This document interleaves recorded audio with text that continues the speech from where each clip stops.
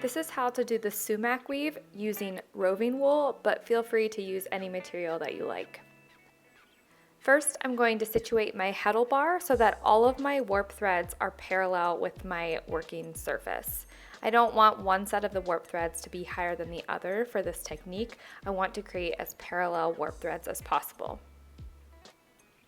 So first, I'm simply going to weave the tail of my roving wool into a couple of the warp threads and push the tail behind. Then I'm going to take the other end and being sure to skip every other warp thread, I'm going to weave to the right. So I'm going to skip the first warp thread and then take my roving wool and loop it around the second.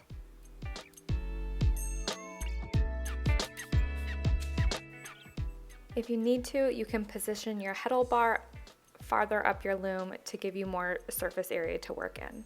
So again, skipping the next warp thread, picking up the second one, and looping the roving wool around it. Skipping the next warp thread, and then picking up the second one again.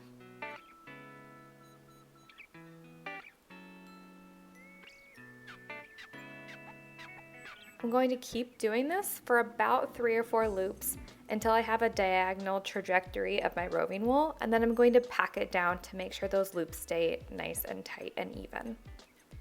I'm going to add a few more of these loops, making sure to skip every other warp thread and packing it down. Now, to create the braided effect of the sumac weave, I'm going to reverse the technique and go to the left, being sure again to still skip every other warp thread and make sure you're looping it around the previous warp threads that you looped around going the opposite direction.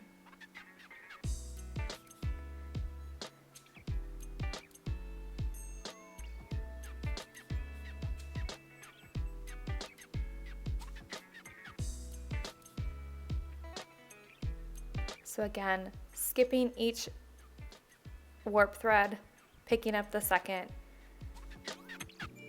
and letting your roving wool go into a diagonal position before packing it down every 3 or 4 loops.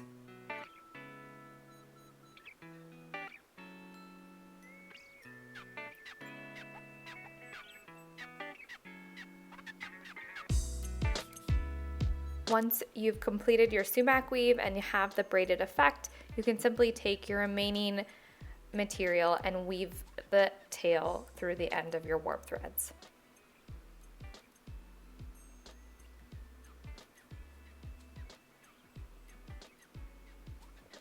And there you have the sumac weave.